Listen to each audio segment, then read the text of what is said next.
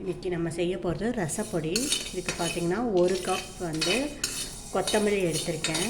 இது நல்லா வாசம் வர வரைக்கும் வறுத்து எடுத்துக்கணும். இரும்பு வடைச்சட்டியில் வறுத்து எடுத்துக்கிறோம்.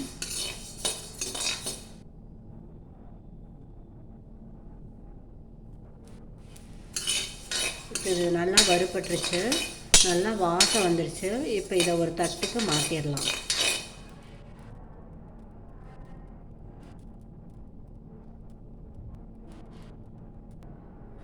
அடுத்து 1/2 கப் வந்து ஜீரகம், இதையும் நல்லா வறுத்து எடுத்துக்கணும் வாசம் வர வரைக்கும்.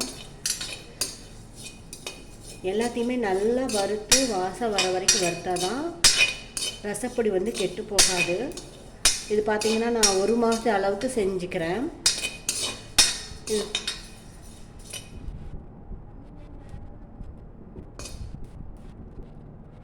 இது நல்லா வாசம் வந்துருச்சு. இப்போ அது தட்டில் எடுத்து கொட்டிடலாம்.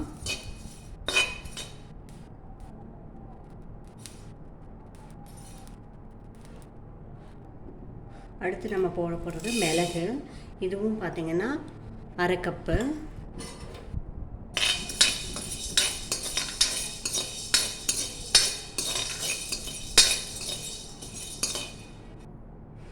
நல்லா வறுபட்டுருச்சு, நல்லா பொரியிற சத்தம் கேட்கும். அதுக்கப்புறம் நீங்கள் இதை தட்டுக்கு மாற்றிடுங்க. 1/2 கப் அளவு துவரம்பருப்பு, இதையும் நல்லா வறுத்து எடுத்துக்கணும். துவரம்பருப்பு போடும்போது உங்களுக்கு பருப்பு தண்ணி இருத்து வச்ச ரசமாட்டவே இருக்கும்.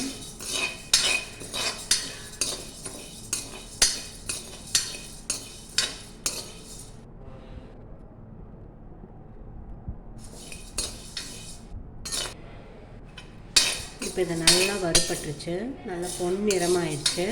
அதுக்கப்புறம் இதை தட்டுக்கு மாற்றிக்கலாம். இது கடலைப்பருப்பு 1/2 கப் போட்டிருக்கேன். இந்த ரசப்பொடி 1 மாதத்துக்கு யூஸ் ஆகும், கெட்டு போகாது, பூச்சி பிடிக்காது. உங்களுக்கு நல்லா வறுத்து எடுத்து வைக்கிறதுனால.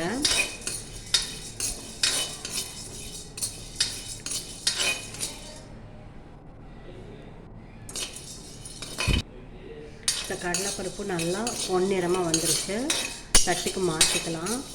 இந்த மாதிரி வந்து நல்லா வறுத்து அரைச்சி ரசம் வைக்கும்போது உங்களுக்கு கல்யாணத்தில் செய்கிற ரசமாட்டவே இருக்கும், நல்லா டேஸ்டியாக இருக்கும். அடுத்து கருவேப்பிலை, நான் 2 கொத்து கருவேப்பிலை போட்டிருக்கேன். இதையும் நல்லா அந்த ஈரப்பதம் போகிற அளவுக்கு பொரிச்சு எடுத்துக்கணும்.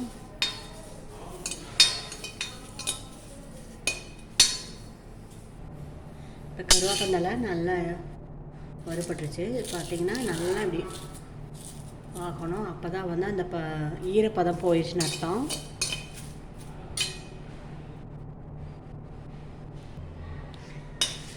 பத்து வரமிளகா போட்டிருக்கிறேன். ஆல்ரெடி வந்து மிளகு போட்டிருக்கோம், அதுவே காரமாக இருக்கும். நான் 10 மிளகா மட்டும் போட்டிருக்கேன். ரசம் வைக்கும்போது நம்ம மிளகா போடாமல் கூட ரசம் வச்சுக்கலாம். இதே குழந்தைகளுக்கு வைக்கும்போது சுத்தமாக ரசம் மட்டும் பொடி மட்டும் போட்டாவே போதும், மிளகாய் எதுவுமே சேர்த்தாமல்.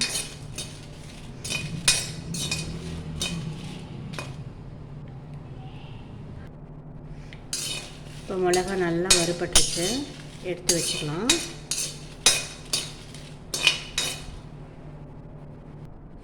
இப்போ நான் 1 ஸ்பூன் மட்டும் வெந்தயம் போட்டிருக்கேன்.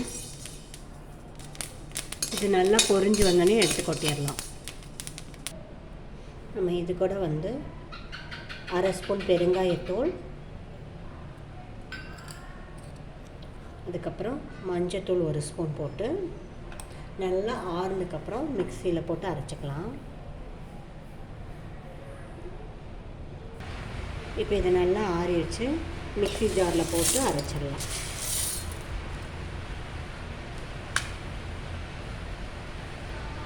இப்போ நம்ம மிக்சி ஜாரில் நல்லா அரைச்சிட்டோம். இது பார்த்திங்கன்னா நல்லா சூடாக இருக்கும், அதனால் உடனே ஜாரில் போடாமல் கொஞ்சம் நேரம் தட்டில் கொட்டி ஆற வச்சு போடுங்க, அப்போ தான் கெட்டு போகாது. கடையில் வாங்குகிற ரசப்பொடி விட இது ரொம்ப நல்லா டேஸ்டியாக இருக்கும்.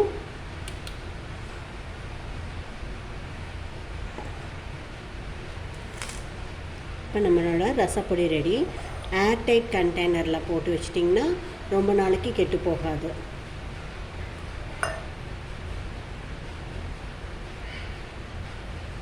இப்போ இது நல்லா ஆறிடுச்சு. ஏர்டைட் கண்டெய்னரில் மாற்றிடலாம். இதில் பார்த்திங்கன்னா கடலைப்பருப்பு துவரம்பருப்பு சேர்த்துக்கனால ப்ரோட்டீன் கண்டென்ட் கிடைக்கும்.